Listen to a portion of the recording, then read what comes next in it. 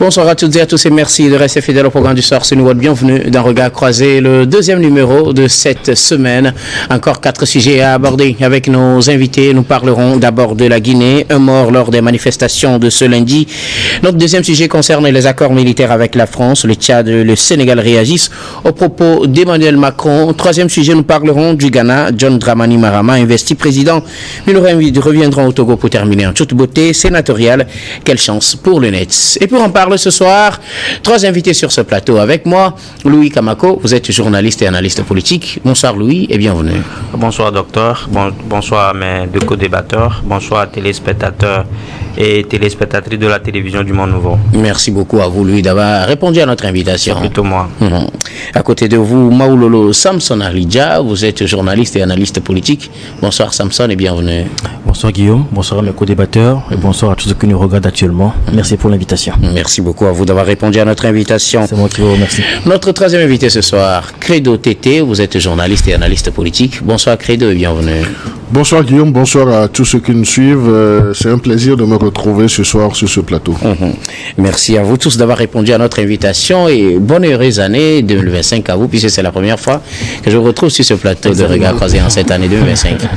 Allez, merci à toi. Et avec vous, merci. Avec vous, nous allons aborder notre premier sujet en prenant la direction de la Guinée. Un mort lors des manifestations de ce lundi. Manifestation pour dénoncer la poursuite de la transition en Guinée. Transition qui est censée prendre fin à la fin de l'année 2024 selon les engagements pris par le général Doumbouya avec la CEDEAO et les Guinéens. Les forces vives de la Guinée ont organisé une manifestation interdite par le ministère de l'Intérieur et qui ont finalement eu lieu d'une certaine manière et qui se sont soldées avec jet de pierre contre gaz lacrymogène. On parle d'ailleurs, selon certaines sources de tir, de balles réelles qui auraient peut-être été la cause de ce décès. Un jeune a été donc touché. Il est mort selon les témoignages. Nous en parlons avec nos invités. Je commence par vous, Louis Kamako. Le général Doumbouya avait promis rendre le pouvoir au plus tard à la fin de l'année 2024. À l'approche de cette échéance, les forces vives de la Guinée ont annoncé qu'elles ne reconnaîtront plus le général et sa transition. Une manifestation a été programmée pour ce 6 janvier. Elle a été interdite, mais elle a eu lieu d'une certaine manière et finalement on dénombre un mort. Oui, on dénombre un mort. Je ne sais pas dans quel sens nous pouvons orienter le débat, parce que la manifestation, vous l'avez dit, elle a été interdite. Donc ça veut dire que s'il y a mort d'homme, la responsabilité, on doit normalement situer on doit situer les responsabilités. Et donc ça veut dire que même si elle n'était pas interdite, tant qu'il y a mort d'homme, on doit situer les responsabilités. J'en viens justement parce que nous sommes dans une république et nous sommes tentés de respecter les textes en fait qui régissent la république. Si la manifestation est interdite, ça veut dire quelque part que l'autorité a peut-être instigé et a constaté qu'elle ne dispose pas des moyens adéquats justement pour l'encadrer. La preuve, ça s'est soldé par un mort d'homme. C'est pour ça que je dis que on doit normalement commencer déjà par situer les responsabilités. Maintenant, le mot d'ordre ou bien les motifs pour lesquels la manifestation a été appelée, tu l'avais dit, c'est justement pour amener les militaires au pouvoir, à rendre le pouvoir au civil. Et là, nous avons en face un président qui a déjà dressé un calendrier, un agenda, qui dit qu'il va céder le fauteuil ou bien il va organiser les élections en fin d'année. Et donc, on aurait quand même souhaité que les uns les autres mettent un peu de l'eau dans leur vie, ou bien les uns les autres prennent un peu leur mal en patience, en attendant la fin de l'année pour justement organiser ce genre de manifestation. Si ce n'est pas fait et que les gens pensent qu'il faut justement appeler les jeunes dans les rues, je crois qu'aujourd'hui, quand ça s'est débordé, le bilan macabre aujourd'hui doit être, la responsabilité doit être imputée aux organisateurs de cette marche-là. Quand vous dites que les organisateurs doivent attendre la fin de l'année, j'aime bien que vous précisiez la fin de l'année, puisque le général Doumbouya, dans son adresse à la nation le 31 décembre, avait dit que jusqu'à la fin du premier trimestre, il situera l'opinion, c'est-à-dire qu'il donnera la date des prochaines élections. Mais faut-il attendre qu'il fixe son calendrier avant de lui dire que le temps de sa transition qu'il avait promis est épuisé, quand on sait que c'est normalement en fin décembre 2024 au plus tard qu'il devait organiser ces élections? Ouais, je crois que le général a encore au moins 11 mois devant lui. Nous sommes en janvier. Et donc, c'est fin 2024. Nous sommes en 2025. Justement, nous sommes en... Voilà, puisque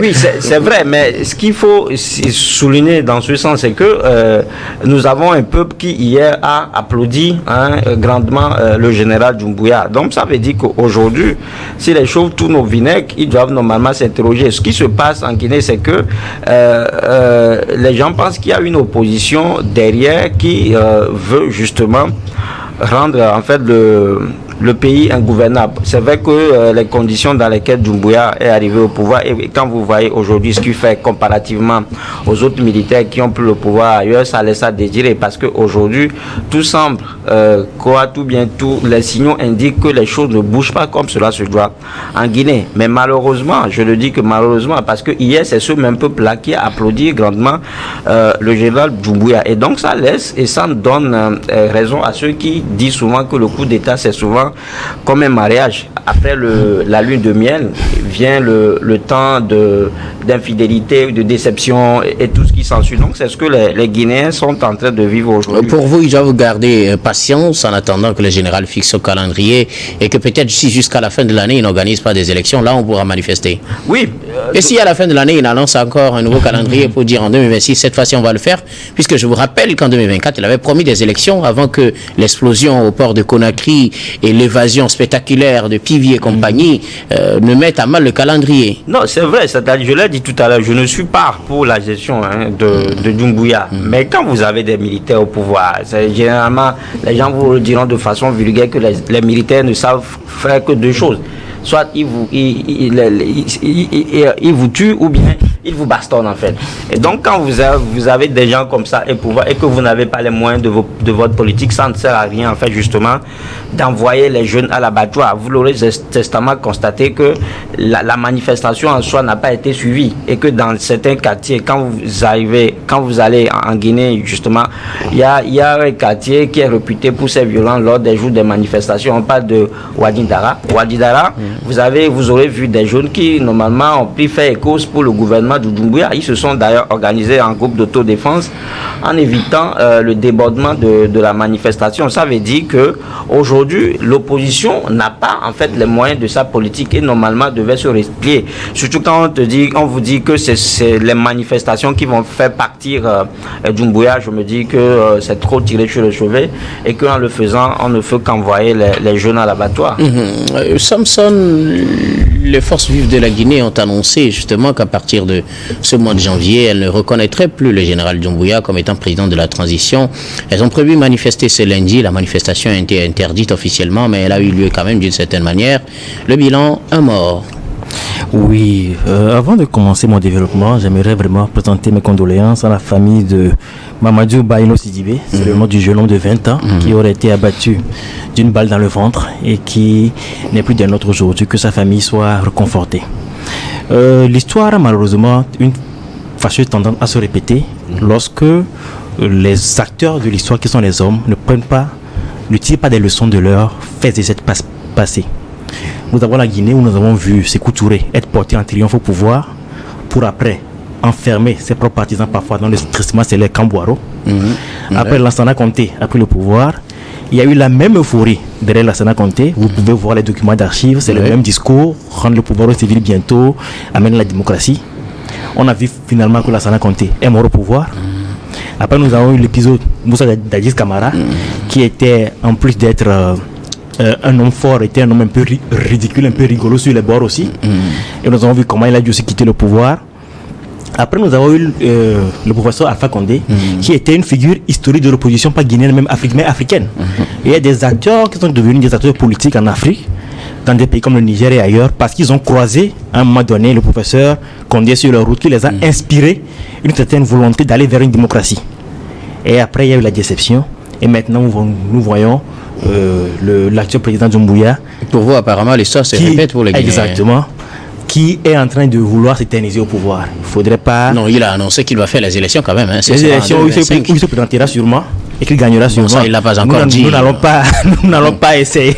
Nous ne jouons pas au prophète de malheur, mais c'est tout à voir comment les choses se passent c'est le scénario le plus plausible. Maintenant, c'est tout à fait normal qu'après avoir contesté pendant longtemps Alpha Condé, l'embryon des actuelles forces vives de la nation guinéenne ait applaudi la montée au pouvoir de Doumbouya.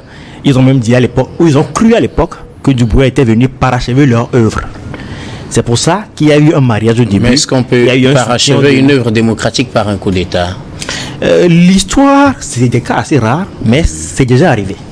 Comme je l'ai dit, c'est des cas assez rares, mais c'est déjà arrivé. Ce n'est pas chaque fois que les militaires prennent le pouvoir que ça tourne au vinaigre. Souvent, ça tourne au vinaigre. Mais il y a des cas dans l'histoire où les militaires en venant au pouvoir, je parle par exemple de Madagascar, on peut parler aussi du Burkina, d'autres pays, même de Rollis 1. Il y a des cas où les militaires ont pris le pouvoir. Rollis 1 passé Rollis 2 au fait. Lorsque le docteur il a pris le pouvoir après son premier coup d'État. Nous avons des cas où les militaires prennent le pouvoir et finalement savent se retirer après et laisser les civils revenir aux affaires. C'est assez rare, mais ça existe. Ben, les forces vives de la nation guinéenne ont annoncé le 25 décembre, et en prenant au mot le militaire Doumbouya lui-même, qu'à partir du 31 décembre, il ne reconnaîtrait plus son pouvoir. Et quelques temps avant, je ne sais pas si c'est le 30 décembre, je n'ai pas la date exacte, mais Doumbouya a réautorisé les activités politiques. Oui, le 31 décembre. Le 31 décembre, exactement. Il a réautorisé les activités politiques, ce qui était suspendu alors.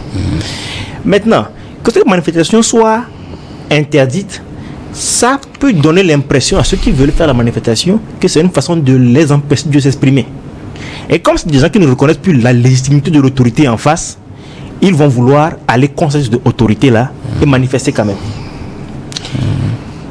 La balle, elle est malheureusement déjà partie. Nous ne pouvons que présenter toujours nos condoléances à la famille. Et que Doumbouya ait l'humilité de retourner lire l'histoire de son propre pays. Et sache que malheureusement, le chemin qu'il prend est un chemin très dangereux, aussi bien pour lui que pour le peuple guinéen.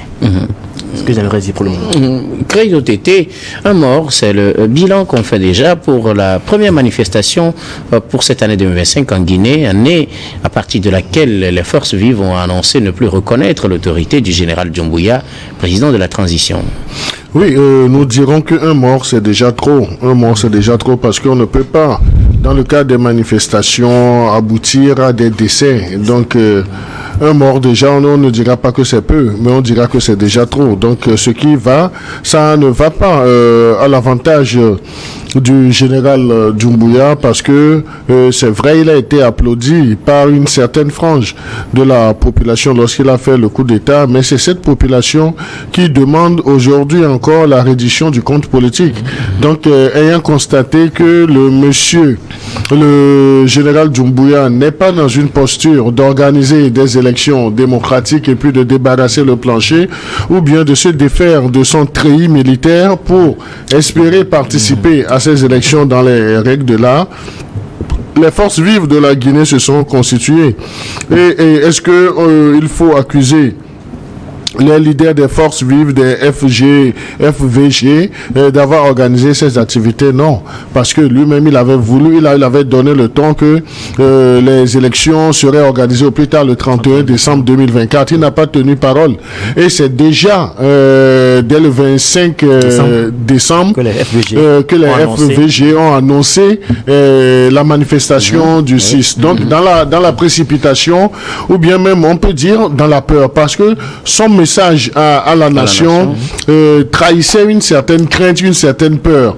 Comment est-ce que ça allait se dérouler du moment où lui-même il a déjà revigoré les forces vives ou bien les politiciens en interdisant leurs activités? Est-ce que ce n'est pas une défiance de l'autorité militaire qu'il incarne? Donc lui-même il a préparé le chemin à ses détracteurs, et aujourd'hui avec cette manifestation qui a été sombre pour l'image de la Guinée, c'est beaucoup plus les forces vives de la Guinée qui vont tirer le maximum de profit, parce que leur but est atteint. Donc c'est essayer de présenter un autre visage du général Doumbouya qu'ils avaient applaudi hier.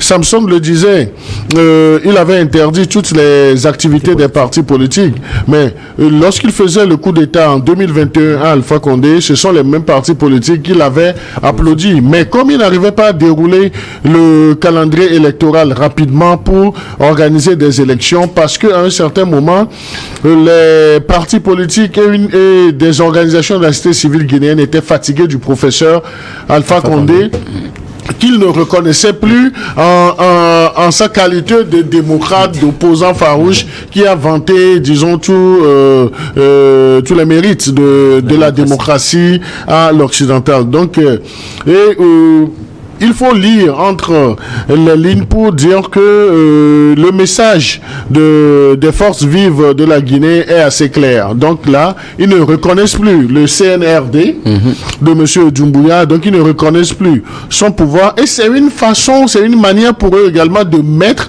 la pression. Vous avez vu que dès qu'ils ont annoncé leurs activités, ça a été une pression sur le Gérard Doumbouya, jusqu'à ce que 2 points essentiels se retrouvent dans son discours à la fin d'année.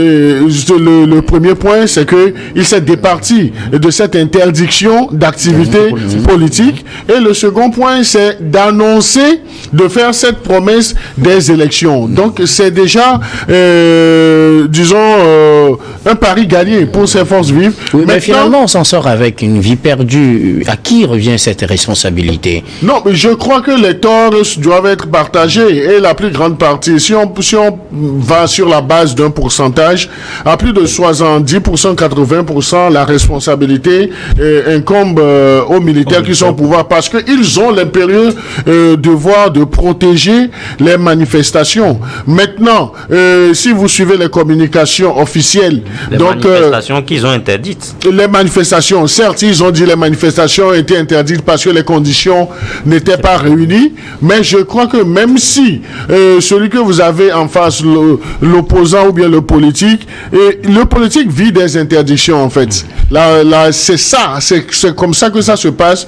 Le politique, bien celui qui est dans l'opposition, c'est lorsqu'on lui dit de ne pas aller sur ce terrain, il aime aller sur ce terrain parce qu'il sait qu'il va y avoir des bavures. Et ce sont les bavures qu'il va brandir pour essayer d'argumenter encore, pour dire que ce pouvoir-là, on ne peut pas lui faire confiance. C'est pourquoi je disais tantôt que sur ce plan, ils ont semblé gagner. Mais en parlant de responsabilité partagée, c'est que eux aussi, lorsqu'ils sont dans une posture de défiance de l'autorité, actuellement l'autorité en Guinée est incarnée par les militaires. Donc lorsque vous voulez coûte que coûte aller à ces manifestations, c'est que vous devez prendre toutes les dispositions pour que ça ne dégénère pas. Malheureusement, ça a dégénéré. Il y a non seulement un mort, mais il y a également des blessés. Il y a aussi des arrestations. Donc il va falloir très rapidement apaiser la tension en permettant, je ne sais pas s'ils vont présenter des excuses aux familles, mais que les blessés soient également pris en charge